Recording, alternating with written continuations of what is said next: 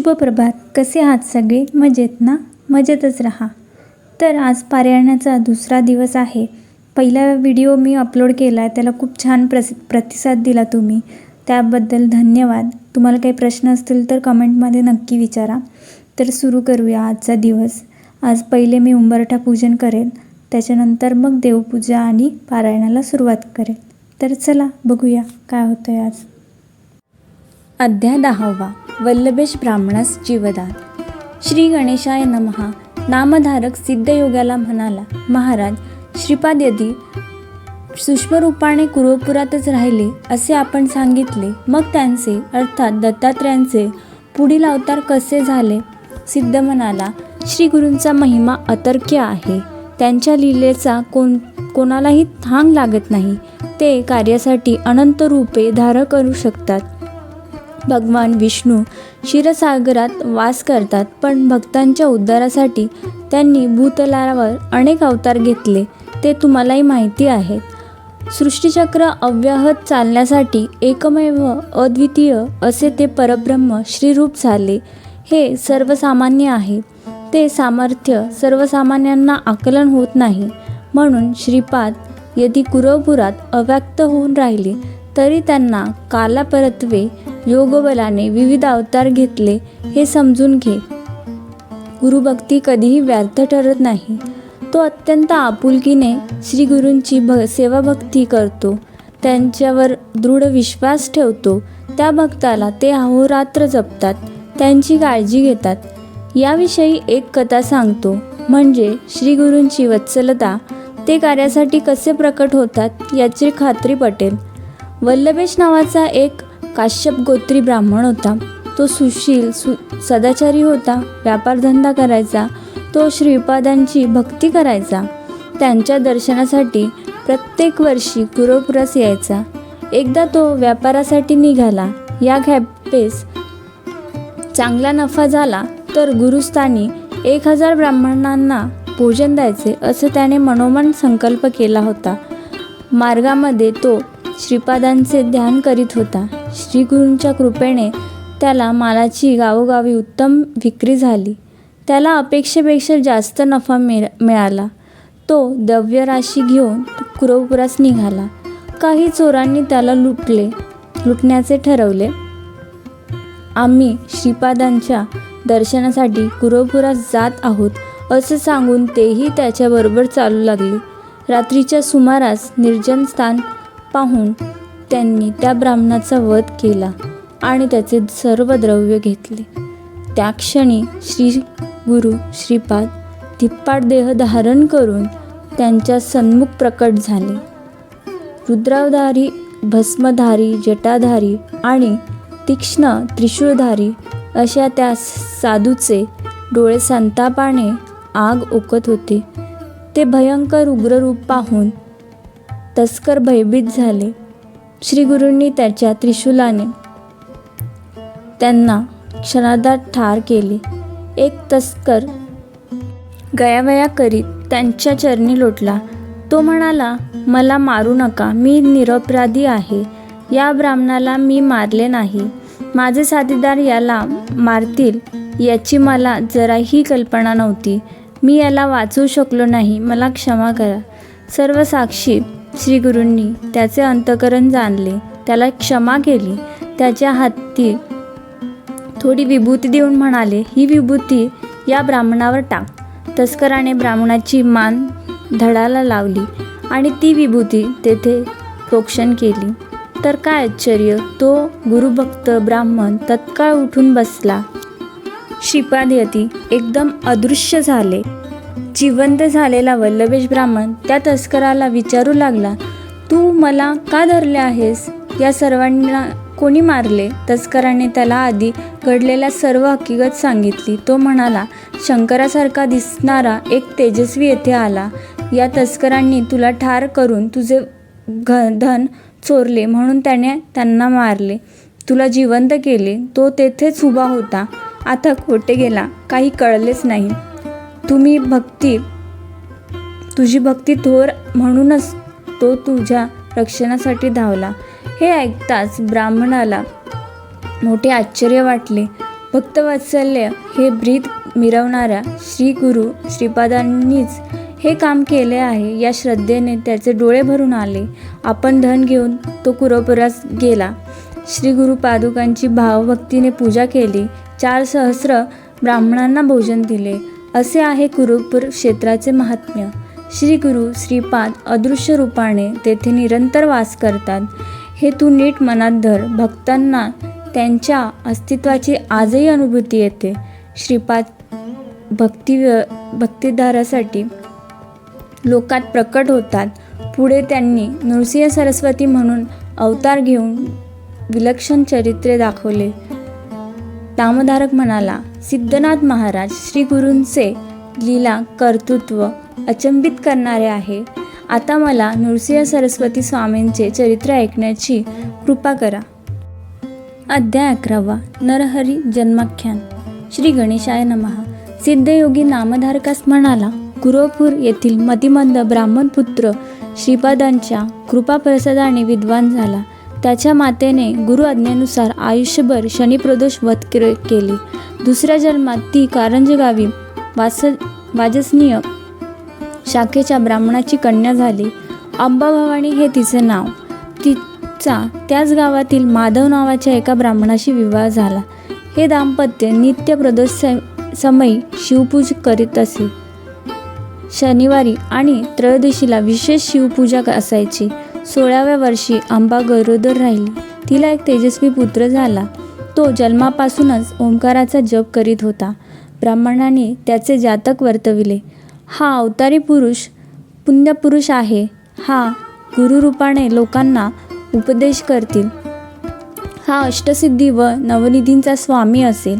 त्याच्या दर्शनाने लोक पावन होतील. हा संन्यासी होईल. ज्योतिषांनी त्या मुलाला आदराने वंदन केले.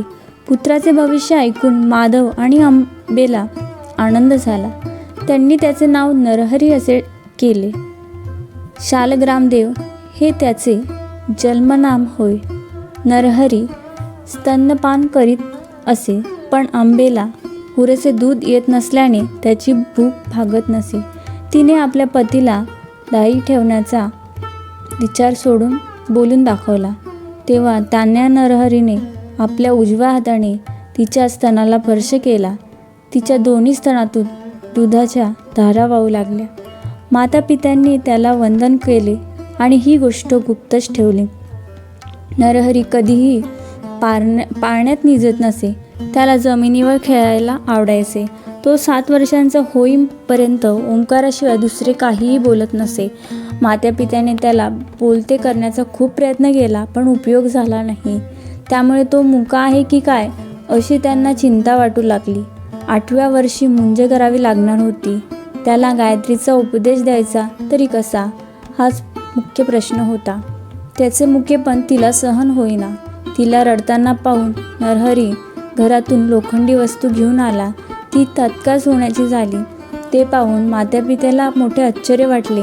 त्यांनी आणखी काही लोखंडी वस्तू त्याच्या हाती दिल्या. त्यालाही सोन्याच्या झाल्या. मातापित्याने त्याला दृढ आलिंगन दिले व म्हणाले, तुझे बोल ऐकण्यासाठी आम्ही आतुरलो आहोत. नरहरी हसला. त्याने जानवे, शेंडी, कट्टीमेखला यांच्या खुणा करून मी मुंज झाल्यावर बोलेन असे सुचविले. माधव आणि अंबा यांनी सुयोग्य मुहूर्त काढून नरहरीची मोठ्या थाटामाटात मुंज केली. हा मुक्का मुलगा गायत्री मंत्र कसा म्हणणार, वेदाभ्यास कसा करणार अशी मंडपात जमलेल्या मंडळींमध्ये कुजबूज चालली होती. मौजी बंधनाने सर्व विधी यथासांग पार पडले. माधवाने नरहरीला गायत्रीचा उपदेश केला. तो त्याने मनोमन उच्चारला. मंत्रदीक्षा झाल्यावर माता भिक्षा घेऊन आली. पहिली भिक्षा घालताच नरहरी ऋग्वेद म्हणू लागला. दुसरी भिक्षा घालताच यजुर्वेद, तर तिसरी भिक्षा घालताच तो सामवेद म्हणू लागला. हा अवतारी महात्मा आहे याची खूण पटून लोक त्याला वंदन करू लागले. आपल्या पुत्राचे कौतुक पाहून माधव आणि अंबा आनंदाने डोलू लागली. नरहरीने आईला नमस्कार केला व म्हणाला, तू मला भिक्षा मागण्याची आज्ञा दिली आहेस. आता मी घरोघरी भिक्षा मागीन, तीर्थयात्रा करीन. ते ऐकून आंबेला रडू आले. तू आमचा एकुलता एक पुत्र, तूच निघून गेलास तर आम्ही कोणाच्या तोंडाकडे बघायचे? असे म्हणून ती मूर्छित पडली. नरहरीने तिला सावध केले व म्हणाला, आई, मला नियोजित कार्यासाठी गृहत्याग करणे भाग आहे. तू मला अडवू नकोस. तुला आणखी 4 विद्वान पुत्र होतील. ते तुझी उत्तम सेवा करतील. त्याने आपला वरदहस्त तिच्या मस्तकी ठेवला. त्यामुळे तिला पूर्वजन्मीचे स्मरण झाले. आपला नरहरी हा श्रीपाद श्रीवल्लभ आहे. आपण त्याचे नित्य प्रदोषसमयी पूजा करायचो, म्हणून या जन्मात ते आपल्या पुत्राच्या रूपाने प्रकट झाले आहेत, हे तिने ओळखले. नरहरी तिला म्हणाला, माते, मी तुला जाणीवपूर्वक हे ज्ञान दिले आहे. याचा कुठेही वाच्यता करू नकोस. मी संन्यासी आहे. तीर्थयात्रा करण्यासाठी निघणार आहे. मला निरोप दे. पण अंबा संमती देईना. ती म्हणाली, नरहरी, तू गेलास की पुन्हा दिसणार नाहीस. अल्पवयात संन्यास घेणे योग्य नाही. धर्मशास्त्राला अनुसरून वागावे. ब्रह्मचर्य, गृहस्थ, वानप्रस्थ या क्रमाने नंतर संन्यास घेणे योग्य आहे. आधी इंद्रिये तृप्त करावी, जीवन समृद्धपणे जगावे आणि मगच तपश्चर्येची वाट धरावी. सिद्धयोगी म्हणाला, नामधारका, अंबेचे बोलणे ऐकून नरहरीने तिला जे तत्वज्ञान सांगितले तेच मी तुला आता पुढे सांगणार आहे. ते लक्षपूर्वक ऐक. अध्याय 12. नरहरींचा गृहत्याग, काशीक्षेत्री संन्यास ग्रहण. श्री गणेशाय नमः. सिद्धयोगी म्हणाले, नामधारक, मातोश्रींनी नरहरींना संन्यास घेऊ नका असे सांगितले. तेव्हा ते म्हणाले, आई, तुम्ही मला थांबायला सांगता, पण आयुष्याचा काय भरोसा? देह अनित्य आहे. म्हणून जोपर्यंत हा क्षणभंगूर देह साथ देत आहे तोपर्यंत धर्माने वागून पूर्ण पुण्यकर्मे करणे हे प्रत्येक मनुष्याचे आद्य कर्तव्य आहे. ज्याने मृत्यूला जिंकले आहे त्यानेच तुमचा उपदेश मानावा. सूर्य उगवतो आणि मावळतो, त्याप्रमाणे आयुष्य क्षणोक्षणी संपून जात असते. मनुष्य अल्पायुष्य आहे. त्याचा देहही स्थिर नाही. जन्म, यौवन, प्रौढत्व, वार्धक्य व मृत्यू या त्याच्या सतत बदलत जाणाऱ्या अवस्था आहेत. सागराकडे धावणारी नदी पर्वताकडे परतून जात नाही. त्याचप्रमाणे सरलेले आयुष्य परत मिळत नाही. म्हणून आयुष्य किती मौल्यवान आहे हे ओळखून वेळीच सावध व्हावे आणि प्रत्येक दिवस पुण्यकर्मांनी सार्थकी लावावा. जे लोक जीवित्वाचे मोल जाणत नाहीत ते प्रपंचालाच सर्वस्व मानतात. ते पशुच होत. पण ज्याला आत्मप्राप्ती अर्थात अमरत्व प्राप्ती करायची आहे त्याने अविलंब प्रयत्नरत व्हावे.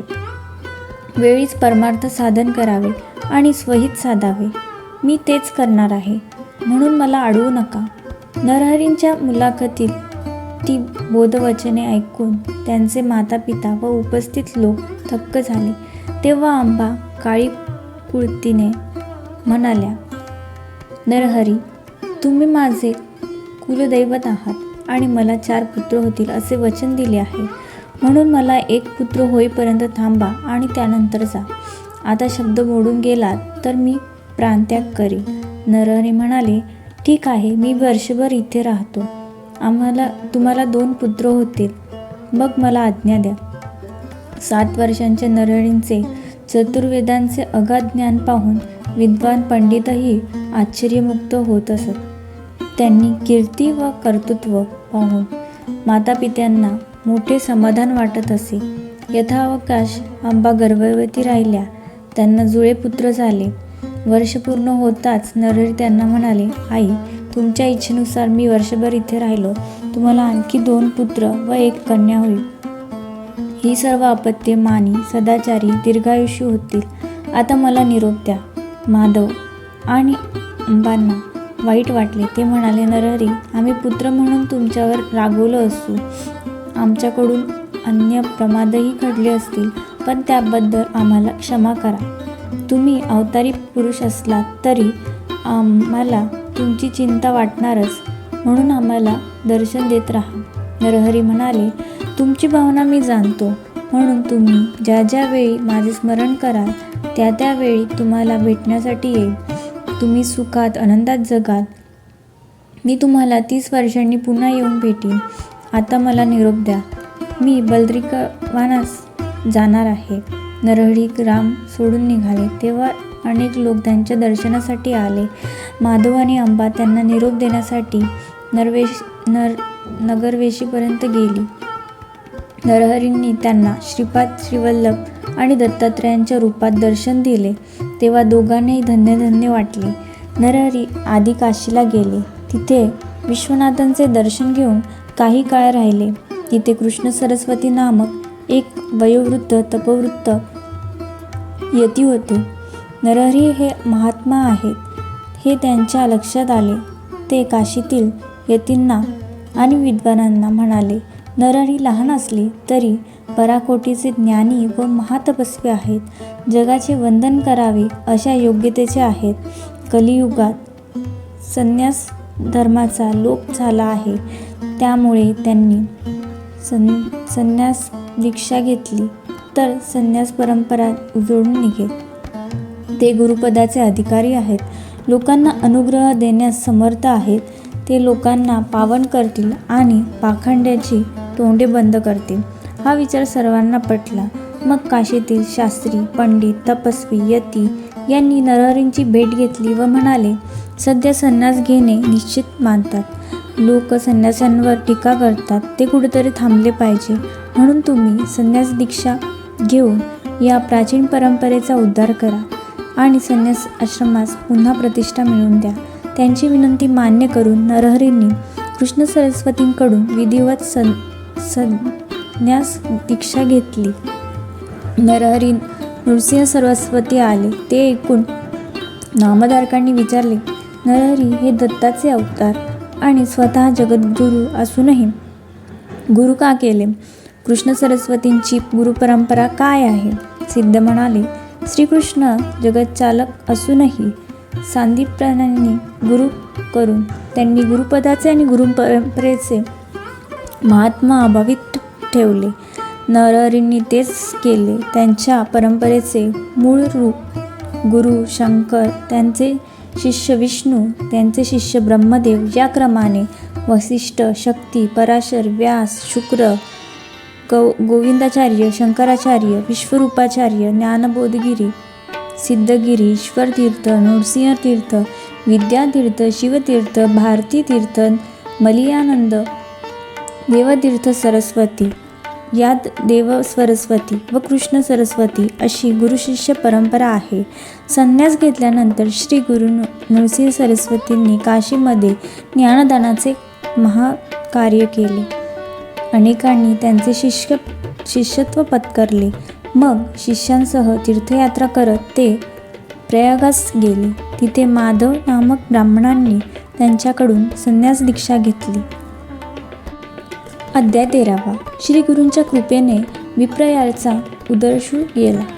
श्री गणेशाय नमः. सिद्ध म्हणाले, नामधारक, प्रयागातील वास्तव्यात श्री गुरु नृसिंह सरस्वतींनी एकूण 7 जणांना संन्यास दीक्षा दिली. माधव सरस्वती, बाळ सरस्वती, कृष्ण सरस्वती, उपेंद्र सरस्वती, सदानंद सरस्वती, ज्ञानज्योती सरस्वती आणि सिद्ध ही त्यांची नावे होत. त्यानंतर शिष्यांसमवेत ते दक्षिण यात्रेस निघाले. फिरत फिरत ते आपल्या जन्मगावी करंजास आले. तिथे आपल्या आईवडिलांना व भावंडांना भेटले. त्यांनी घरोघरी जाऊन पूजेचा स्वीकार केला. माधव आणि अंबा यांनी त्यांना उद्धार करण्याची विनंती केली. तेव्हा ते म्हणाले, मी तुमचा पुत्र असून संन्यास घेतला आहे म्हणून तुम्हाला मोक्ष मिळेल. तुम्ही काशी क्षेत्री देह ठेवाल. ते ऐकून उभयता कृतकृत्य झाली. श्रीगुरूंच्या रत्नाई नावाची भगिनी होत्या. त्यांनी संन्यास घेण्याची इच्छा व्यक्त केली. तेव्हा श्रीगुरू म्हणाले, तुम्ही पतींची सेवा करा, संसार करा. तुम्हाला पूर्वजन्मीचे दूषित संचित कर्म अजून भोगायचे आहेत. तुमचे पती तुमचा त्याग करून तापसी होतील. तुम्हाला कुष्ठ होईल. त्या रोगाच्या अवस्थेत तुम्हाला माझे पुनश्च दर्शन होईल. मग तुम्ही गाणगापूर क्षेत्री जा. तिथे भीमा अमरजा संगमावर पापविनाशी तीर्थात स्नान केल्यानंतर तुम्ही पापमुक्त व्हाल. त्यानंतर श्री गुरु आपल्या शिष्यांसह त्र्यंबकेश्वरास आले. त्यांनी आपल्या शिष्यांना त्या क्षेत्राचे महात्म्य सांगितले. म्हणाले, पूर्वी या ठिकाणी गौतमांसह अनेक ऋषी तपश्चर्या करत होते. एकदा काही ऋषींच्या मनात गंगा भूलोकी आणल्यास लोकांचे कल्याण होईल असा विचार आला. तेव्हा त्यांनी एक मायावी गाय निर्माण केली. ती गौतमांच्या क्षेत्रात फिरून साळीचे पीक खाऊ लागली. तिला घालून देण्यासाठी गौतमांनी दर्भाची एक काडी तिच्या दिशेने फिरकावली. अन्न ऋषींच्या मायाशक्तीने तिचे शस्त्रास्त्र रूपांतर झाले. त्याच्या अपघाताने ती गाय मरण पावली. त्या गोहत्येच्या पापनिकृष्टीसाठी ऋषीजनांनी गौतमांना गंगेला भूलोकी आणून तीर्थस्नान करायला सांगितले. तेव्हा त्यांनी तपश्चर्येने शिवजींना प्रसन्न करून गंगेला मनुष्यांच्या पापक्षालनासाठी त्र्यंबकक्षेत्री प्रकट करण्यास सांगितले. त्याप्रमाणे त्यांनी तिला तिथे अंशतः प्रकट केली. गौतमांमुळे तिला गौतमी नाव पडले. त्यानंतर गौतमघाटीचे तीर्थक्षेत्र पाहता श्रीगुरु मंजरिका गावी आले. तेथील माधवराण्य नावाचे भक्त यांची नित्य मानसपूजा करत होते. श्रीगुरूंनी त्यांना प्रेमाने दर्शन दिले आणि ही मानसपूजा तुम्ही नित्य करत राहा. तुम्हाला दत्तात्रयांचे प्रत्यक्ष दर्शन होईल आणि ब्रह्मलोकी सद्गती मिळेल असा आशीर्वादही दिला. त्यानंतर श्रीगुरू वासर ब्रह्मेश्वर स्थानी गेले. तेथील नदीत शिष्यांसह स्नान केले. तेवढ्यात पोटदुखी असह्य झालेले एक ब्राह्मण काठावर येऊन गडबडा लोळू लागले. त्यांनी अन्नाशी उभे वैरस होते. ते फलाहारच करायचे. ते 15 महिना पंधरवड्याने जेवले तरी पोटदुखी असह्य व्हायची. आदल्या दिवशी त्यांनी सणानिमित्त मिष्टान्न भोजन केले होते, म्हणूनच हा त्रास होत होता. शेवटी त्यांनी आता प्राण त्यागाशिवाय या जीवघेण्या व्याधीतून सुटका होणार नाही अशा निर्वाणीचा विचार करून पाटावर जड पाषाण बांधला आणि विषण्ण मनाने शिवनाम घेत नदीत शिरले. श्रीगुरूंनी त्यांची वेदना जाणली. त्यांना बोलावून घेतले आणि या व्याधीवर माझ्याकडे रामबाण औषध आहे. आता तुमचे दुखणे गेलेच म्हणून समजा असे म्हणून धीर दिला आणि आत्महत्येपासून परावृत्त केले. त्यावेळी सायनदेव नावाचे एक ब्राह्मण ग्रामाधिकारी श्रीगुरूंच्या दर्शनास आले. श्रीगुरूंनी त्यांचे गोत्र, मूळ गाव आदी चौकशी केली व म्हणाले, सायनदेव हे ब्राह्मण पोटदुखीने आजारी आहेत. त्यांना तुमच्या घरी न्या व उडदाचे वडे, सांदणे आणि दुग्धमिश्रित पक्वान्नांचे उत्तम भोजन द्या. त्यावर ते म्हणाले, माझ्या घरचे अन्न खाऊन त्यांचा प्राण गेला तर मला नाहक ब्रह्महत्येचे पातक लाभेल. तेव्हा श्रीगुरू म्हणाले, उगीच संशय घेऊ नका, सांगितल्याप्रमाणे करा. ते म्हणाले, स्वामी, या ब्राह्मणासमवेत तुम्ही सर्वांनी माझ्या घरी भोजन करून मला उपकृत करा. श्रीगुरूंनी त्यांना संमती देताच ते आनंदाने घरी गेले. स्नानसंध्याआदी नित्यकर्मे झाल्यावर श्रीगुरू आपले शिष्य व उदरशूळ आपल्या झालेल्या त्या ब्राह्मणांना घेऊन सायनदेवाच्या घरी गेले. सायनदेव आणि त्यांची पत्नी जाखाई यांनी त्यांची पूजा केली. श्रीगुरूंना त्यांना तुमच्या वंशात गुरुभक्तीची परंपरा निरंतर चालू राहील असा वर दिला. त्या दोघांनी सर्वांना आग्रहाने पोटभर खाऊ घातले. श्रीगुरूंच्या आज्ञेने ते व्याधिग्रस्त ब्राह्मणही मनसोक्त जेवले आणि त्यांच्याच कृपाप्रसादाने पूर्णतः बरे झाले. नामधारक हा चमत्कार मी स्वतः पाहिला आहे. गुरुकृपेने जन्मांतरींचे दोष जातात, मग व्याधी कशी राहणार? अध्याय 14. सायनदेवांचे प्राणसंकट टळले. श्री गणेशाय नमः. नामधारक सिद्धांना म्हणाले, हे योगीश्वर, श्री गुरु नरसिंह सरस्वतींनी उदरशूळ झालेल्या ब्राह्मणांना व्याधीमुक्त केले. त्यानंतर पुढे काय घडले ते सांगा. ते म्हणाले, श्री गुरूंनी सायनदेवांची सेवा स्वीकारली. त्यांचा भक्तिभाव पाहून ते प्रसन्न झाले. त्यांनी त्यांना तुमच्या वंशात उत्तरोत्तर गुरुभक्त जन्माला येतील असा आशीर्वाद दिला. तेव्हा त्यांनी त्यांच्या चरणांना वंदन केले व म्हणाले, गुरुदेव, तुमचा महिमा अगाध आहे. तुमच्या आशीर्वादाने माझ्या वंशात भक्तीची परंपरा अखंड राहो. माझ्या वंशजांना इहलोकी सर्व प्रकारचे सौख्य लाभो आणि त्यांना सद्गती प्राप्त हो. पण सध्या ती अतिशय बिकट परिस्थितीत आहे. मी ज्या यवनाकडे नोकरी करतो तो अत्यंत क्रूर आहे. तो दरवर्षी ब्राह्मणांचा घात करतो. आज त्याने मलाच मारायचे ठरवले आहे. मी त्याच्याकडे गेलो की माझा घात निश्चित आहे. मग तुमचे वचन खरे कसे होणार? तेव्हा श्रीगुरूंनी आपल्या वरदहस्त त्यांच्या मस्तकी ठेवला व म्हणाले, सायनदेव, चिंता करू नका. निश्चित होऊन या यवनाकडे जा. तो तुम्हाला सन्मानाने परत पाठवेल. तुम्ही परत येईपर्यंत मी इथेच थांबणार आहे. तुम्ही माझे भक्त आहात आणि तुम्हाला पुत्रपौत्राधिक सर्व सौख्य प्राप्त होणार आहे. श्रीगुरूंनी अभय दिले आणि सायनदेवांची काळजीच मिटली. ते यवनाकडे गेले. त्याच्या रूपाने आमच्यासमोर साक्षात काळच उभा आहे असे त्यांना वाटले. त्यावेळी त्या यवनाने त्यांच्याकडे पाहिले तर काय, ते अग्नीसारखे भयंकर तेजस्वी दिसले. तेव्हा हा काय चमत्कार आहे हेच त्याला कळेना. त्याची मती कुंठित झाली. त्याच्या तोंडून शब्दच निघेना. तो संतापाने अक्षरशः थरथरत होता. ते त्याचे उग्र रूप पाहून ते भीतीने श्रीगुरूंचा धावा करू लागले. त्यावेळी त्यांच्याकडे पाहत असताना त्या यवनाला चक्कर आली. तो कसाबसा घरात गेला आणि पलंगावर पडताच झोपी गेला. तेवढ्यात त्याला एक भयंकर स्वप्न पडले.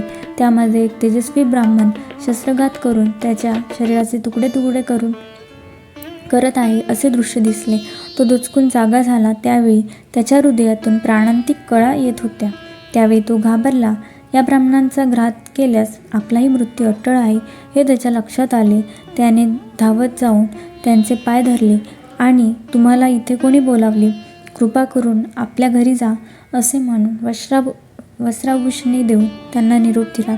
प्राणसंकट टळले होते. सायनदेव श्रीगुरूंना भेटण्यासाठी आतुरतेने धावत नदीतीरी गेले. त्यांनी कृतज्ञतेने त्यांचे पाय धरले. त्या समयी यवनाकडील वृत्तांत सांगताना त्यांचे हृदय अक्षरशः गलबलून गेले. ते म्हणाले, गुरुदेव, तुम्ही माझे रक्षणकर्ते आहात आणि तुमच्या कृपेने मला जीवदान मिळाले आहे. आता तुमची सेवा हाच माझा धर्म, म्हणून मलाही तुमच्याबरोबर न्या. तेव्हा ते म्हणाले, सायनदेव, आम्ही तीर्थयात्रेसाठी दक्षिणेकडे निघालो आहोत. 15 वर्षांनी परतून येऊ. तेव्हा तुमच्या गावाजवळच राहू. त्यावेळी तुम्ही मुलाबाळांसह मला भेटायला या. आता तुम्ही घरीच राहा आणि सुखाने संसार करा. श्रीगुरूंनी सायनदेवांचे सांत्वन केले आणि त्यांची समजूत घालून त्यांना घरी पाठवले. तिथून तीर्थयात्रा करत ते शिष्यांसह वैजनाथ क्षेत्री गेले. तिथे स्वतःला प्रकट न करता गुप्तपणे राहिले. नामधारक म्हणाले, महाराज, श्रीगुरूंनी आपले अस्तित्व तेथे का प्रकट केले नाही? त्यांच्या शिष्यांना त्यांनी कुठे पाठवले? सिद्ध म्हणाले, सांगतो. श्रीगुरूंचे चरित्र अतिशय थोर आहे. ते तुम्ही शांतपणे ऐका. अध्याय 15. श्रीगुरूंचे वैद्यनाथ क्षेत्री गुप्त वास्तव्य. श्री गणेशाय नमः. सिद्ध म्हणाले, नामधारक, तुम्ही खूपच चांगला प्रश्न विचारला आहे. आता मी काय सांगतो ते लक्षपूर्वक ऐका. पूर्वी परशुरामाने समस्त पृथ्वी क्षत्रियरहित केली. ती ब्राह्मणांना दान देऊन ते पश्चिम समुद्रावर गेले. पण त्यानेही ब्राह्मणांचे समाधान झाले नाही. ते अधिक जमीन मिळावी म्हणून त्यांच्यापाशी गेले. त्यांचा लोभ पाहून ते कंटाळले आणि त्यांचा त्रास टाळण्यासाठी सागरात असलेल्या एका बेटावर जाऊन राहिले. साधूंचे महत्त्व वाढले की साधू, असाधू, धूर्त, हौशे, नवशे, गौशे असे असंख्य लोक त्याच्या दर्शनासाठी गर्दी करतात. त्या प्रत्येकाचे काही ना काही गाऱ्हाणे असते. त्यांना त्या साधूंच्या कृपेने आपली अडचण दूर व्हावी असे वाटत असते.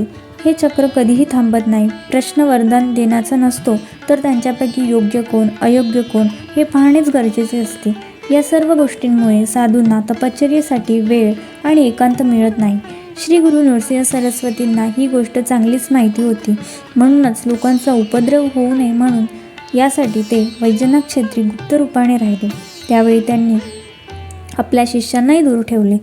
त्या सर्वांना पाचारण करून ते म्हणाले, आता तुम्ही सर्वजण तीर्थयात्रेत जा आणि भारतभर भ्रमण करून नंतर श्रीशैल पर्वतावर या.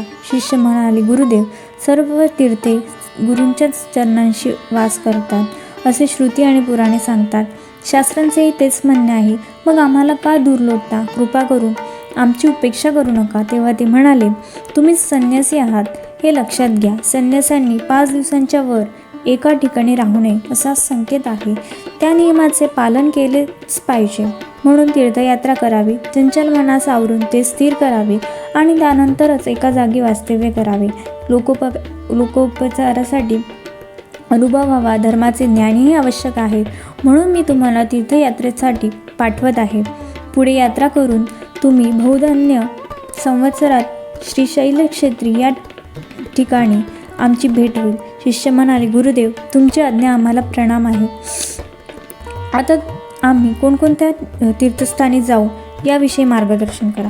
श्री गुरूंनी त्या शिष्यांना प्रथम काशी क्षेत्री जाण्यास सांगितले. तिथून गंगा, यमुना, सरस्वती, करुणा, कुशावर्ती, कृष्णा, वेणी, विस्तवा, शरावती, मधुवृद्धा, अश्विनी, मधुमती, सूरनदी, चंद्रभागा, रेवती, शरयू, गौतमी, वेदिका, कौशिका, मंदाकिनी, सहस्रवत्रा, पूर्णा, बहुना, वरुणा, वैरोचनी, सन्निहिता, नर्मदा, गोदावरी, तुंगभद्रा, भीमा, अमरजा, पाताळगंगा, कावेरी, ताम्रपर्णी, कृतमाला, पंचगंगा, मलयप्रभा, श्वेतशृंगी या नद्यांच्या तटालगतच्या यात्रा कराव्यात, म्हणजे अनेक तीर्थांचे दर्शन घेता येईल असे सांगितले. नदीमध्ये स्नान करावे, आजूबाजूची गावे आणि परिसर पाहावा, प्रत्येक ठिकाणी एक प्रायश्चित्त करावे आणि मग त्रिवेणी संगमावर स्नान व जप करावे असे सांगितले. मग कोणत्या दिवसात नद्यांचे पाणी मलिन असते, कोणत्या काळात नदीमध्ये स्नान करू नये, नदी स्नानासाठी योग्य नाही हे कोणत्या लक्षणांनी ओळखावे तेही सांगितले. त्यांनी आपल्या शिष्यांना नैमिषारण्य, पुष्कर, बद्री, केदार, कुरुक्षेत्र, महालय, सेतुबंध, रामेश्वर, मातृकेश्वर, कोटी, कुब्ज, कोकामुखी, प्रसाद, विजय, जगन्नाथपुरी, गोकर्ण, शंखकर्ण, अयोध्या, मथुरा, द्वारका, गया, शाळीग्राम, शबलग्राम, भीमेश्वर, कुशतवर्ण, रामेश्वर, पद्मनाभ, श्रीरंग, कुंभकोण, हरेश्वर, गाणगापूर, नृसिंहतीर्थ, चंद्रपूर, कोल्हापूर, भिलवडी, अमरापूर, युगालय, शूर्पालय, पिठापूर, शेषाद्री, मणिगिरी, वृषाद्री, श्रीशैल व मल्लिकार्जुन अशा अनेक तीर्थस्थानांची महती सांगून तिथे जाण्याची आज्ञा केली. श्रीगुरूंचा निरोप घेऊन ते यात्रेसाठी निघाले. त्यानंतर श्रीगुरूंनी वैजनाथ इथेच गुप्तपणे निवास केला. अध्याय 16. गुरुभक्त अरुणी, वेद आणि उपमन्यू. श्री गणेशाय नमः. सिद्ध म्हणाले, नामधार वैजनाथ क्षेत्री अंबाभवानी नावाचे एक मनोहर स्थान आहे. श्रीगुरूंनी तिथे वर्षभर वास्तव्य केलं. त्यांचे सर्व शिष्य यात्रेला गेल्यानंतर मी स्वतः त्यांच्या सेवेसाठी राहिलो होतो. एके दिवशी एक ब्राह्मण साधक श्रीगुरूंकडे आले आणि म्हणाले, स्वामी, मी बरीच साधना केली पण आत्मज्ञान झाले नाही, त्यामुळे मनःशांती नाही. कृपया मला मार्ग दाखवा. माझे गुरु निष्ठुर आहेत, त्यांनी मला ज्ञान दिले नाही, कष्टवून मात्र घेतले, त्यामुळे मी रागाने त्यांचा त्याग करून आलो आहे. तेव्हा श्रीगुरू म्हणाले, महोदय, गुरूंचा त्याग म्हणजे आत्मघात. माझ्या दृष्टीने तुम्ही गुरुद्रोही आहात. जो गुरूंना सर्व भावे शरण जातो, गुरु आज्ञेचे तत्परतेने पालन करतो, त्या शिष्याला ज्ञान, सिद्धी, देवांचे आशीर्वाद या सर्व गोष्टींचे अनासाये प्राप्त होतात. मी तुम्हाला आदर्श गुरुभक्तीचे एक उदाहरण सांगतो, ऐका. द्वापर युगात द्वारकेत धौम्य नावाचे ऋषी राहत होते. त्यांचे अनेक शिष्य होते. अरुणी, वेद, उपमन्यू हे त्यांपैकीच तिघे. धौम्य आपल्या शिष्यांची अनेक प्रकारे परीक्षा घेत असत आणि कसोटीला उतरलेल्या शिष्यांवर तत्काळ कृपा करत असत. एके दिवशी त्यांनी अरुणींना शेताला पाणी देण्यास सांगितले.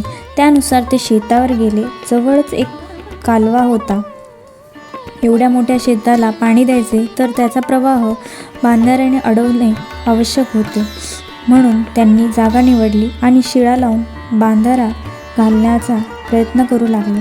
पण पाण्याच्या जोरामुळे तो काही टिकेना. तेव्हा प्राण गेले तरी चालतील, पण शेताला पाणी द्यायचेच असा निश्चय करून बांधाऱ्यांचा तो भाग प्रवाह पुढे टिकत नव्हता. तिथे ते स्वतःचे आडवे झोपले. हा प्रयत्न सफल झाला. प्रवाह अडला व शेतीला पाणी मिळाले. रात्री झाली तरी ते परतले नाही. तेव्हा चिंतामग्न धौम्य मशालींच्या उजेडात त्यांना शोधण्यासाठी आले. शेताला पाणी मिळालेलं पाहून त्यांना समाधान वाटले, पण अरुणी कुठे दिसत नाही. त्यांनी हाका मारल्या तेव्हा ते प्रवाहातून बाहेर आले. ते थंडीने गारठून गेले होते. मग त्यांच्या मुखावर कर्तव्यपूर्तीचे समाधान होते.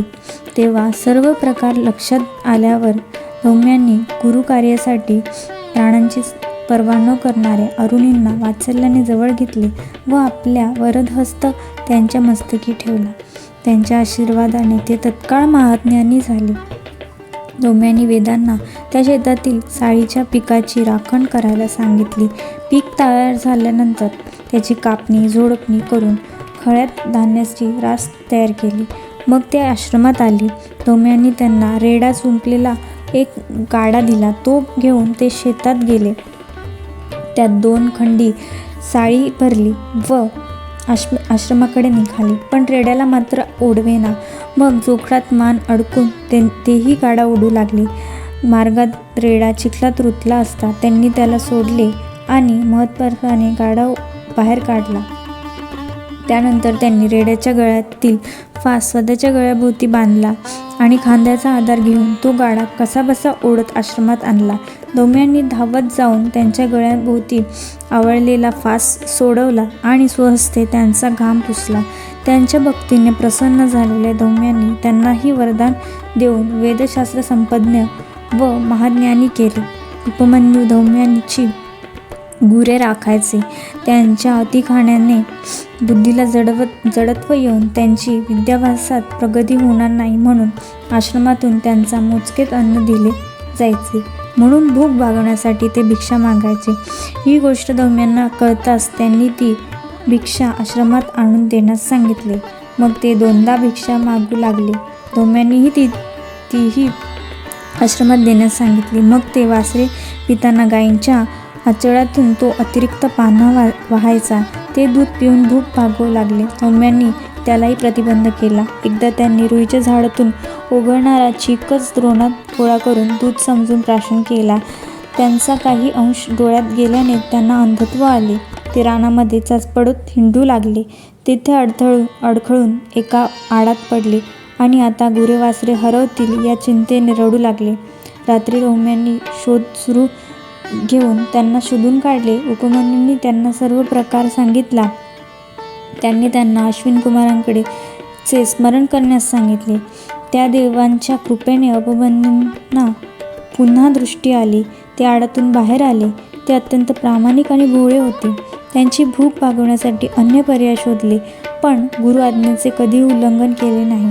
त्यामुळेच प्रसन्न झालेल्या धौम्यांनी त्यांनाही ज्ञानसंपन्न केले व उपमन्यूंची कीर्ती खूप झाली.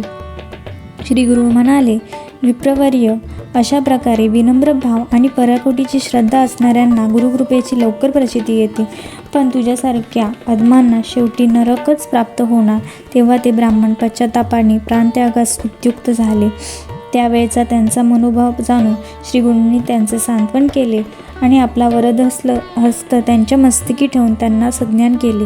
मग श्रीगुरूंच्या आज्ञेने त्यांनी त्यांच्या गुरूंची क्षमा मागितली. निर्मळ भावाने त्यांची सेवा करू लागले. त्यानंतर श्रीगुरूंनी कृष्णा नदीच्या पश्चिम तीरावर असलेल्या भिल्लवडी गावी वास्तव्य केले. अध्याय 17. ब्रह्मचार्यांना ज्ञानप्राप्ती. श्री गणेशाय नमः. सिद्ध म्हणाले, नामधारक, कृष्णा नदीच्या पश्चिम तीरावर वसलेल्या भिल्लवडी गावाजवळ भुवनेश्वरी देवींचे देऊळ आहे. ते एक प्राचीन सिद्धस्थान आहे. तिथे असलेल्या औदुंबरापाशी श्रीगुरूंनी वास्तव्य केले. बहुत काळ ते गुप्त रूपानेच वावरले. ते सामान्य तपस्व्याप्रमाणे स्नानसंध्या करत असत. जप तप व्रते करत असत आणि गावात हिंडून भिक्षा मागत असत. चातुर्मासाचे सर्व दिवस त्यांनी अनुष्ठानातच घालवले. ते ऐकून नामधारक म्हणाले, महाराज, श्रीगुरूंनी नृसिंह सरस्वती हे तर परमात्मस्वरूप प्राप्त पूर्ण सिद्ध होते, तरीही त्यांनी अनुष्ठाने केली, भिक्षा मागितली, असे त्यांनी का केले? सिद्ध म्हणाले, ज्ञानप्राप्ती झाली तरी तपश्चर्या सोडू नये. समाजात मान्यवर लोक जसे आचरण करतात त्याचेच सामान्य लोक अनुसरण करत असतात. ते तुम्ही लक्षात घ्या. आता भिक्षेविषयी सांगायचे तर ती एक पवित्र वृत्ती आहे. संन्याशांनी संचय न करणे, भिक्षेवरच उदरनिर्वाह करणे आणि सर्व काळ साधनामग्न राहणे हाच त्यांचा आश्रमाचा धर्म आहे. दत्तात्रेय व शंकर हेही भिक्षा मागतात. त्यांचे हेच कारण आहे. भिक्षेसाठी हिंडताना निजकृपेने भक्तांचा व दीन आर्तांचा उद्धार करणे हाच मुख्य उद्देश असतो.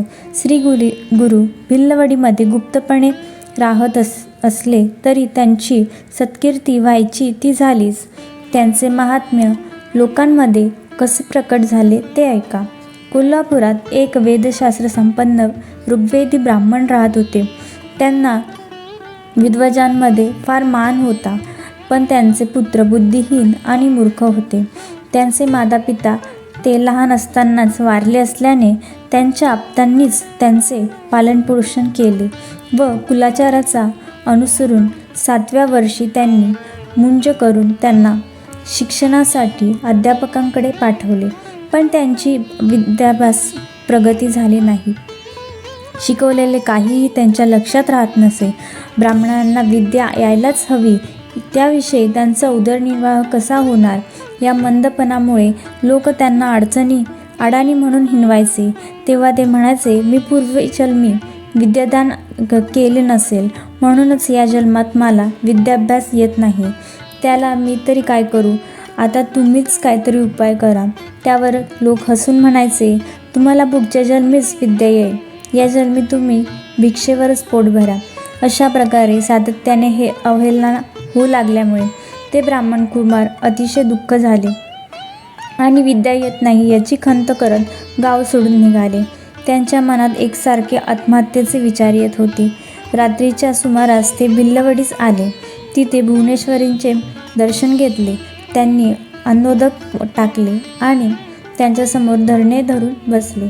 ते आक्रोश करून सातत्याने विनंती करत होते, आई, सर्वांनी माझी हेटाळणी केली, पण तुम्ही तरी उपेक्षा करू नका. मला मार्ग दाखवा, माझ्यावर कृपा करा. असे 3 दिवस लोटले. शेवटी अगदीच निरुपाय झाला. तेव्हा ते देवींना म्हणाले, तुम्ही स्वप्नात येऊन मार्गदर्शन करा असे मला वाटले होते, पण तुम्हीही पाठ फिरवलीत. आता मी काय करू? कुठे जाऊ? थांबा, मी तुम्हाला माझी जीभच अर्पण करतो. पण त्यानंतरही कृपा केली नाही तर हे शिरच तुमच्या चरणी वाहील. मग त्यांनी खरोखरच आपली जीभ कापली आणि देवी मूर्तीच्या चरणी वाहिली. तो त्यांचा निर्धार पाहून देवींना करुणा आली. त्या रात्री त्यांच्या स्वप्नात गेल्या व म्हणाल्या, बाळा, माझ्यावर रागवू नकोस. कृष्णेच्या पश्चिम तीरावर औदुंबराखाली एक महातपस्वी अवतारी पुरुष वास्तव्यास आहे. त्यांना शरण जा, तेच तुमची इच्छा पुरवतील. त्या दृष्टांताने ब्राह्मण कुमारांना जाग आली. देवींना वंदन करून ते कृष्णा नदीच्या दिशेने धावले आणि प्रवाहात जीभ घेऊन पलीकडे गेले. तिथे औदुंबराखाली श्री गुरु नृसिंह सरस्वती स्वामी महाराज बसले होते. त्यांना पाहताच त्यांना अत्यंत आनंद झाला. त्यांनी त्यांचे पाय धरले. जीभ नसल्यामुळे त्यांना बोलता येत नसले तरी अंतर्ज्ञानी श्रीगुरूंनी त्यांना मनोभावे जाणला होता. त्यांनी आपला वरदहस्त त्यांच्या मस्तकी ठेवला तर काय आश्चर्य, त्यांना पुन्हा जीभ आली आणि वेद, शास्त्र, पुराणे, तर्कशास्त्र, भाषा, व्याकरण असे सर्व ज्ञान प्राप्त झाले. परिस्पर्शाने लोखंडाचे सुवर्ण व्हावे तसे श्रीगुरूंच्या पुनीत स्पर्शाने त्या ब्रह्मचाऱ्यांना पांडित्य प्राप्त झाले. सिद्ध म्हणाले, नामधारक असा आहे गुरूंचा महिमा. ते ज्या ठिकाणी राहतात त्या स्थानालाही महत्त्व प्राप्त होते. अध्याय 18. गरीब ब्राह्मणांचे दारिद्र्य घालवले. श्री गणेशाय नमः. नामधारक सिद्धयोगांना म्हणाले, महाराज, श्री गुरु नरसिंह सरस्वतींचे चरित्र इतके श्रवणीय आहे की ते कितीही ऐकले तरी मनाचे समाधान होत नाही. तरी कृपा करून पुढील कथा सांगा. ते म्हणाले, भिल्लवडीत काही काळ वास्तव्य करून श्री गुरु कृष्णेच्या काठाकाठाने पदभ्रमण करत कृष्णा वरुणा संगमावर गेले. तिथून पुढे कृष्णा पंचगंगा संगमावर गेले. शिवा, भद्रा, भोगावती, कुंभी आणि सरस्वती याच त्या पंचगंगा होत.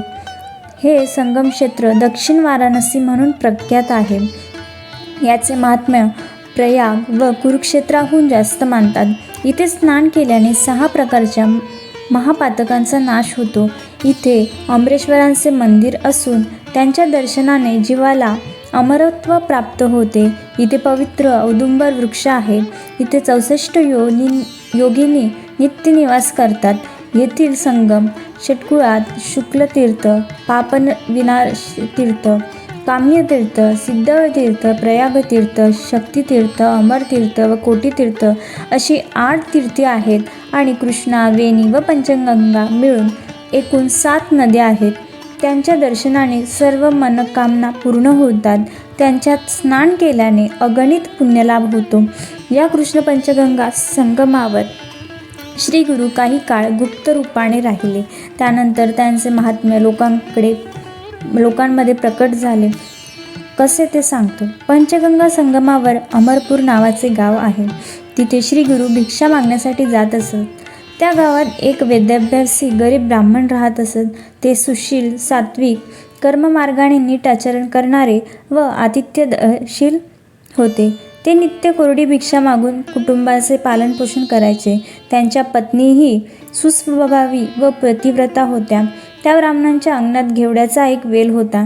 त्यांना पुष्कळ शेंगा यायच्या. एखाद्या दिवशी भिक्षा मिळाली नाही तर ती दोघे त्या घेवड्याच्या शेंगावरच गुजरण करत असत. एके दिवशी श्री गुरु भिक्षेसाठी त्या ब्राह्मणांच्या घरी गेले असता त्यांनी श्री गुरूंना आदराने घरात घेतले.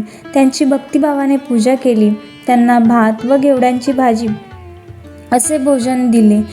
त्या सेवेने श्री गुरु अतिशय प्रसन्न झाले. त्यांनी त्या ब्राह्मणांना आता तुमचे दारिद्र्य जाईल असा आशीर्वाद देऊन त्यांचा निरोप घेतला. संगमावर जाताना त्यांनी त्यांच्या अंगणातील घेवड्याचा वेल उपटून टाकला आणि निघून गेले. श्री गुरूंनी घेवड्याच्या वेलाचा उच्छेद केला म्हणून ब्राह्मणींना अतिशय दुःख झाले. त्या नशिबाला दोष देत रडू लागल्या. म्हणाल्या, अरे रे, काय हे दुर्दैव!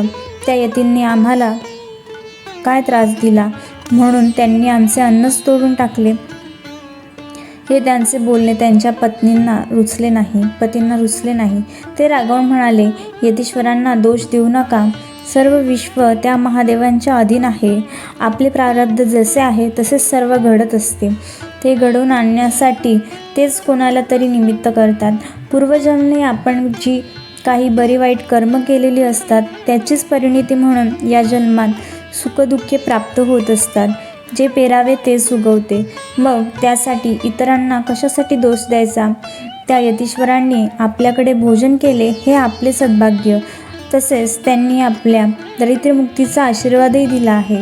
असे असताना तुम्ही त्यांच्याबद्दल अनुचित बोलणे योग्य नाही. त्यानंतर त्या ब्राह्मणांनी तो सर्व वेल एकत्र करून नदीच्या पात्रात टाकला. त्या वेलाचे मूळ खूप खोलवर होते. ते तरी कशाला ठेवायचे असे समजून त्यांनी जमीन खणू लागले. त्यांनी त्या वेलाचे मूळच उपटून टाकले. तेव्हा त्याखाली एक कुंभ सापडला.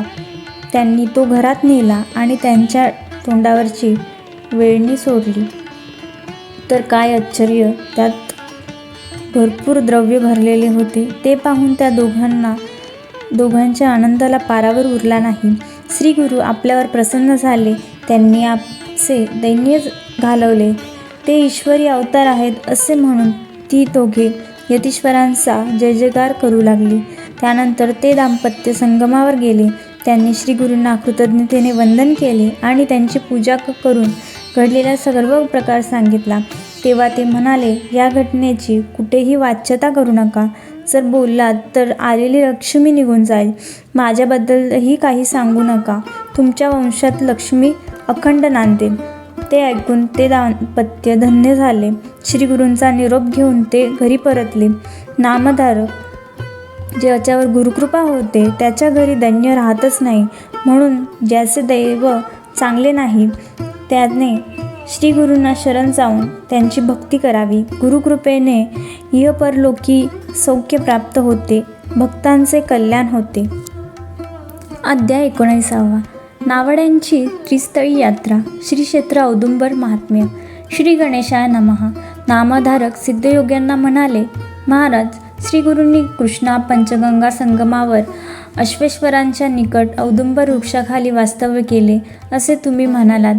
पण अश्वत्थात अनेक पवित्र वृक्ष असताना श्री गुरूंनी औदुंबराचीच का प्रीती होती? ते म्हणाले, पूर्वी नरसिंह अवतार घेऊन विष्णूंनी आपल्या नखांनी हिरण्यकश्यपाचे पोट फाडून त्यांचा वध केला. त्यांच्या पोटात विष असल्यामुळे विष्णूंच्या हातांच्या बोटांचा व नखांचा दाह होऊ लागला. त्यावर उपचार मारून त्यांनी औदुंबराच्या फळांमध्ये आपली नखे रोवली. तेव्हा कुठे हा दाह शमला आणि त्यांचा क्रोधही कमी झाला.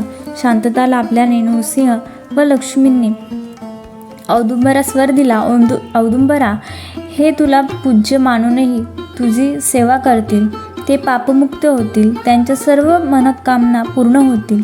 तुमच्या छायेत जपादी अनुष्ठाने केल्याने अनंतपट फलप्राप्ती होईल. तुझ्या सेवेने ब्रह्म इत्यादी महादोषांचे निरसन होईल. आम्ही दोघे तुझ्या सन्निध नित्यवास करू. श्री गुरु नरसिंह मंत्रांचा नित्य जप करत असत. त्या जपाने उग्रता येऊ नये म्हणून ते औदुंबराखाली वास करत असत. अमरेश्वर सन्निध 64 योगिनींचा वास होता. त्या रोज दुपारी श्रीरूपाने श्रीगुरूंच्या दर्शनात येत असत आणि त्यांना आपल्या स्थानी नेत असत. त्यांच्या पूजेचा व नैवेद्याचा स्वीकार करून श्रीगुरू परत औदुंबरापाशी येत असत. एकदा एक नावाडी शेताची राखण करत होते. योगींनी श्रीगुरूंसमवेत नदीपाशी आल्या. तेव्हा प्रवाह दुमगला आणि सर्वांनी आत प्रवेश करताच तो पूर्ववत झाला. काही वेळाने श्रीगुरू त्यातून एकट्यानेच बाहेर आले. ते सर्व पाहून त्या नावाड्यांना मोठे नवल वाटले. त्यांनाही श्रीगुरूंविषयी कुतूहल वाटू लागले. मग दुसऱ्या दिवशी ते त्यांच्या मागोमाग प्रवाहात शिरले. ते एका दिव्य नगरात प्रवेशले. तेथील लोक आरती घेऊन श्रीगुरूंच्या स्वागतासाठी आले. त्यांनी त्यांना दिव्य मंदिरात नेले. रत्नखचित सिंहासनावर बसवून त्यांची पूजा केली आणि त्यांना भोजन दिले. तेवढ्यात श्रीगुरूंचे नावाड्याकडे लक्ष गेले. ते म्हणाले, तुम्ही इथे का आलात? नावाडी म्हणाले, स्वामी, मी सहज भावाने तुमच्या दर्शनासाठी आलो आहे. तुमच्या दर्शनाने मी धन्य झालो. तुमची माझ्यावर कृपादृष्टी राहो एवढीच प्रार्थना. तेव्हा त्यांचा निष्कपट भाव पाहून श्रीगुरू म्हणाले, नाविक, तुम्ही इथे आलात, येथील भक्तीचा सुखसोहळा पाहिलात, त्यामुळे तुमचे दैन्य गेलेच म्हणून समजा. पण या गोष्टीची कुठेही वाच्यता करू नका, अन्यथा तुम्हाला मृत्यू येईल. मग त्यांना घेऊन ते एका संगमावर आले. त्यांचा निरोप घेऊन नावाडी शेताकडे निघाला. मार्गामध्ये त्यांना गुप्तधन सापडले. त्या धनाने त्यांचे दारिद्र्य गेले. त्यानंतर ते व त्यांच्या पत्नी श्रीगुरूंची अखंड सेवा करू लागली. एके दिवशी ते नावाडी श्रीगुरूंना म्हणाले, स्वामी, माघ मासात प्रयागात स्नान करणे, काशी यात्रा करणे खूपच पुण्यप्रद मानले जाते. मी अडाणी आहे, पतित आहे, या गोष्टींचा मला कसा लाभ होईल? ते ऐकून श्रीगुरूंना कळवळा आला. ते म्हणाले, अहो, कृष्ण पंचगंगेचा संगम असलेले हे स्थानच प्रयाग तीर्थ आहेत. अमरेश्वरांचे स्थान असलेले हे गावच काशी क्षेत्र आहे. कोल्हापूरला दक्षिण गया म्हणतात. त्यांना उत्तरेकडील काशी, गया, प्रयाग क्षेत्री जाता येत नाही. त्यांनी या त्रिस्थळांची यात्रा करावी. पण तुम्हाला ती क्षेत्रे प्रत्यक्षच पाहायची आहेत ना? मग चला माझ्याबरोबर. मग श्रीगुरूंनी त्यांना व्याघ्रचर्मावर आपल्याकडे बसवले आणि आपल्या अचिंत्य योगशक्तीने क्षणार्धात प्रयाग क्षेत्री नेले. तेथील संगमावर स्नान करून मध्यान्हसमयी ते काशीस आले. तिथे गंगेत स्नान करून विश्वनाथांचे दर्शन घेतले. सायंकाळी गयाक्षेत्री स्नान व दर्शन करून सूर्यास्ताच्या समयी ते मुक्कामी परतले. अशा प्रकारे श्रीगुरूंच्या कृपेने त्या नावाड्यांना 3 पुण्यक्षेत्रांची यात्रा घडली. औदुंब क्षेत्री श्रीगुरूंची खूपच कीर्ती झाली. त्यानंतर अन्यत्र जाण्याने तेच ठरवून त्यांनी अमरेश्वरांचा निरोप घेतला व तेव्हा 64 योगिनींना खूपच दुःख झाले.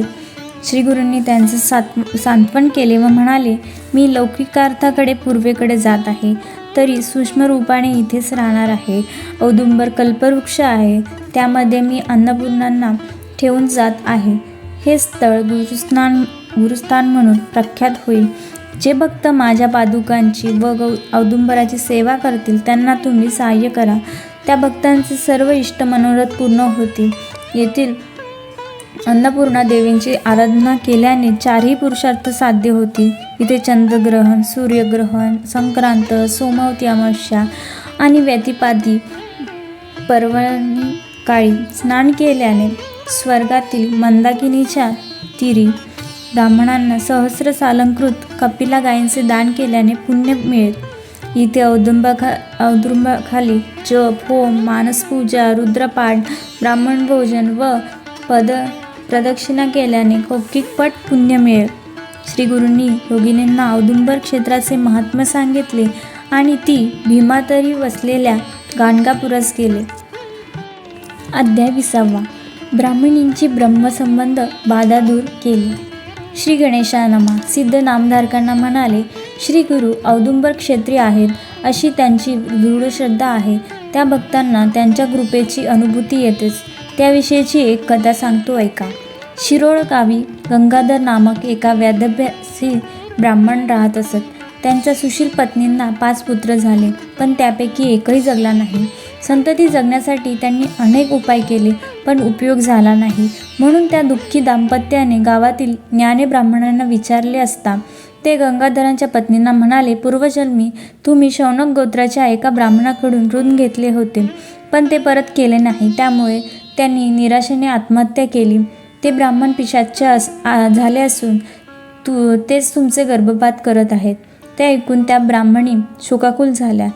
त्यांनी ब्राह्मणांचे पाय धरले व म्हणाल्या, माझ्या पूर्व दुष्कृत्याची मी मातृसुखाला मुकले आहे. आता तुम्ही काहीतरी मार्ग दाखवा. त्यावर ते म्हणाले, कन्या, तुम्ही ब्रह्मद्रव्याचा अपहार व ब्रह्महत्या असे दुहेरी पातक केले आहे. तो दोष घालवण्यासाठी औदुंबर क्षेत्री जा. तिथे राहून श्री गुरुचरणांची आराधना करा. ते पवित्र गुरुपीठ आहे. तेथील पाप विनाशितार्थ स्नान करून तुम्ही गौतुंबराला पाणी घाला. असे 7 वेळास करून श्री गुरूंच्या चरणांवर जलाभिषेक करा. नंतर काम्यतीर्थाचा स्नान करून श्री गुरुचरणांची नित्य भक्तिभावाने पूजा करा. अशा प्रकारे महिनाभर आराधना केल्यावर श्री गुरु नरसिंह सरस्वतींच्या कृपाप्रसादाने तुम्ही पापमुक्त व्हाल. ब्रह्मसंबंधाची बाधा टळेल व तुमचे कार्य होईल. त्या विप्रांच्या आदेशानुसार त्या ब्राह्मणी औदुंबर क्षेत्री गेल्या. तेथे स्नान, उपोषण, औदुंबराला पाणी घालणे, प्रदक्षिणा करणे आणि श्री गुरूंची पूजा करणे याप्रमाणे आराधना करू लागल्या. 3ऱ्या दिवशी रात्री त्या ब्राह्मणी निद्रेत असताना गतजन्म आत्महत्या केलेले ते ब्राह्मण त्यांच्या स्वप्नात आले व क्रोधाने ओरडून म्हणाले, तुम्ही माझे 100 रुपये द्या, नाहीतर मी तुमचा जीव घेईन. तुमचा वंशच पुढे जाऊ देणार नाही. या आराधनेने तुम्हाला काहीच साध्य होणार नाही. अशा प्रकारे धमकावून ते त्यांना मारण्यासाठी धावले. तेव्हा घाबरलेल्या ब्राह्मणी मार चुकवण्यासाठी औदुंबरात गेल्या. तिने श्री गुरूंना पाहून त्यांच्या मागे लपल्या. श्री गुरूंनी त्या ब्राह्मणांना विचारले, तुम्ही यांना का मारत आहात? ते म्हणाले, त्यांनी माझ्या द्रव्याचा अपहार केला आहे, म्हणून त्यांची बाजू घेऊन माझ्याशी पक्षपात करू नका. ते उर्मट भाषण ऐकून श्री गुरु संतापले. ते त्यांना खडसावून म्हणाले, या कन्या माझ्या भक्त आहेत. त्यांना त्रास दिला तर माझ्याशी गाठ आहे. या यथाशक्ती जे द्रव्य देतील ते घ्या आणि यांना सोडा. माझे ऐकाल तर पिशाच्य योनीतून सुटका होईल, तुम्हाला सद्गती मिळेल. ऐकले नाही तर माझ्या भक्तांचे रक्षण करण्यासाठी मी समर्थ आहे, हे लक्षात ठेवा. ते ऐकून ते वरमले. त्यांनी श्री गुरूंना वंदन करून त्यांचे म्हणणे मान्य केले. श्री गुरु त्यांना म्हणाले, या ब्राह्मणींनी तुमचे उत्तरकार्य केल्यावर तुम्हाला सद्गती मिळेल, म्हणून द्रव्यासाठी अडून बसू नका. या यथाशक्ती जे देतील त्यावर समाधान माना. मग ते ब्राह्मणींना म्हणाले, साध्वी, या आराधनेने तुम्ही ब्रह्महत्येच्या पातकापासून मुक्त व्हाल. हा ब्रह्मसंबंध तुम्हाला त्रास देणार नाही. तुम्हाला पूर्वायुषी कन्या व पुत्र होतील. तुमचे कल्याण होईल. या स्वप्न दृष्टांताने त्यांना धीर आला. त्या ब्राह्मणीने महिनाभराची गुरुचरणांची सेवा पूर्ण केली. मग त्या ब्राह्मणाचे नावाने उत्तरकार्य व दानधर्म केला. त्यामुळे त्यांचे ब्रह्महत्येचे पातक नाहीसे झाले. ब्रह्मसंबंधालाही मुक्ती मिळाली. अन्य दिनी श्री गुरु पुन्हा त्यांच्या स्वप्नात गेले. 2 नारळ त्यांच्या ओटीत टाकले व म्हणाले, साध्वी, तुम्हाला विद्वान व शतायुषी पुत्र होतील. तुमची वंशपरंपरा अखंड राहील. आता व्रताचे उद्यापन करा. त्याप्रमाणे त्यांनी उद्यापन केले. त्या प्रसंगी श्री गुरूंनी स्वतः प्रकट होऊन त्या दाम्पत्यास दर्शन व आशीर्वाद दिले. पुढे श्री गुरूंच्या कृपेने त्या ब्राह्मणींना जुळे मुलगे झाले श्रेष्ठपुत्राचा व्रतबंध करून धाकट्या पुत्राचा त्यांच्या 3ऱ्या वर्षी चौलकन करण्याचा त्या दाम्पतीचा बेत होता. त्याप्रमाणे त्यांनी सर्व तयारी केली. पण चौकर्माच्या आदल्या दिवशी मध्यरात्रीच त्या मुलाच्या हातपायांना धरून वाळताना आकडी आली. त्यानंतरचे 30 दिवस मरणाप्राय वेदना सहन केल्यावर 3 दिवसाच्या सहन केल्यानंतर 4थ्या दिवशी सायंकाळी तो गतप्राण झाला. तेव्हा त्या दाम्पत्यांना मोठाच धक्का बसला. गुरुदेव, तुमच्या कृपाप्रसादाने झालेल्या आणि तुम्हीच दीर्घायुष्याचे वरदान दिलेले आहे, या माझ्या पुत्राला असे अल्पायुषी मरण आलेच कसे? आज तुमच्या वचनाला कमीपणा आला, असे म्हणत त्या ब्राह्मणी प्रेताला कवटाळून रात्रभर रडत होत्या. आपल्या मुलावर अंत्यसंस्कार करून द्यायचे नाहीत असा निश्चय करून त्यांनी ते प्रेत वस्त्राने स्वतःच्या छातीशी बांधून ठेवले. लोकांनी त्यांना खूप समजावले, पण व्यर्थ. दुपार झाली तरी त्या हट्ट सोडेनात. त्यामुळे लोक संभ्रमात पडले, त्यांना दोष देऊ लागले. इतक्यात श्री गुरु नरसिंह सरस्वती बालब्रह्मचार्यांच्या रूपात त्यांच्यापाशी आले. त्यांनी त्यांना सांत्वनपर बराच उपदेश केला. अध्याय 21. मृत विप्रपुत्र पुन्हा जिवंत झाला. श्री गणेशाय नमः. सिद्ध म्हणाले, नामधारक ब्रह्मचार्यांनी मृत बालकाच्या मातोश्रींचे अर्थात गंगाधरांच्या पत्नींचे मृदू वचनांनी सांत्वन केले. म्हणाले, बाई, या भूलोकी जन्मलेल्या प्रत्येकाला आज ना उद्या जायचंच आहे. कोणी आधी जातो तो कोणी नंतर जातो. उत्पत्ती व नाश हे सृष्टीचक्र अव्याहत चालूच आहे. मायेच्या अचिंत्य प्रभावाने मनामध्ये ममत्व निर्माण होते. या भ्रांतीनेच कन्या, पुत्र, पत्नी, मित्र यांची आसक्ती उत्पन्न होते.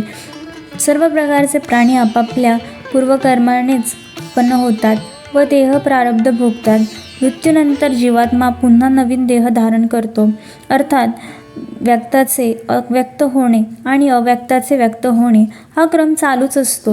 म्हणून जे ज्ञानी आहेत ते मनुष्याच्या जन्माचे व मृत्यूचे सुखदुःख मानत नाहीत. अज्ञानी माणसे मात्र मायामोहामुळे नाती जोडून सुखदुःखे भोगतात. तुमचेही अनेक जन्म झालेले आहेत. त्यावेळी कोणीतरी तुमचे पिता, माता, बंधू, सोयरे असणारच. त्यांच्या वियोगाचे दुःख तुम्ही आज करता काय? मग या जन्मात पुत्रवियोग झाला म्हणून रडण्यात काय अर्थ आहे? हा देह अस्थी मांसांचा नश्वर गठ्ठा आहे. मलमूत्रांचे आगार आहे, घृणास्पद आहे. म्हणून याची आसक्ती धरू नका. हे कलेवर अंत्यसंस्कारासाठी देऊन टाका. ब्राह्मणी म्हणाल्या, महाराज, तुमचे म्हणणे मला पटते, पण ते स्वीकारण्याचे धैर्य माझ्यात नाही. नृसिंह सरस्वती स्वामी महाराज म्हणजेच दत्तात्रयांचे अवतार. यापूर्वी 5 पुत्र गमावल्याने मी दुःख भोगले आहे. मग मी त्यांना शरण गेले आणि त्यांनीच मला अभय दिले आणि तुमची संतती ज्ञानी आणि दीर्घायुषी होईल असा आशीर्वाद दिला. त्यामुळे मी निश्चिंत झाले. पण आज मात्र पुत्र गेल्यामुळे माझ्या विश्वासाला तडा गेला आहे. आता मी प्राणार्पणच करणार आहे. त्यांचा निश्चय अटळ होता. म्हणून त्यांची मनोवस्था जाणून ब्रह्मचारी म्हणाले, श्री गुरूंच्या आशीर्वादामुळेच तुमचा पुत्र पूर्णायुषी झाला नाही याचे दुःख वाटणे स्वाभाविक आहे. तो विश्वास ढळू देऊ नका. आता पुत्राचे कलेवर घेऊन औदुंबर क्षेत्री जा. मग त्याच्या बाबतीत ते जे योग्य आहे ते श्री गुरु करतीलच. त्यांच्या आश्वासक बोलण्याने ब्राह्मणींना धीर आला. मुलाचे शव पाठीला बांधून त्या औदुंबर क्षेत्री गेल्या. तिथे आपल्या बाळाला श्रीगुरूंच्या पादुकांजवळ ठेवले आणि श्रीगुरूंनी आपल्याला इथेच वरदान दिले होते तो प्रसंग आठवून त्या अनिवार्य आक्रोश करू लागल्या. गुरु पादुकांवर डोके आपटून रडू लागल्या. पादुका रक्ताने माखल्या. त्या समयी त्यांचे पती व आप्तजनही बरोबर आले होते. त्यांनी त्यांची वारंवार समजूत काढली आणि अंत्यसंस्कारासाठी प्रेताची मागणी केली.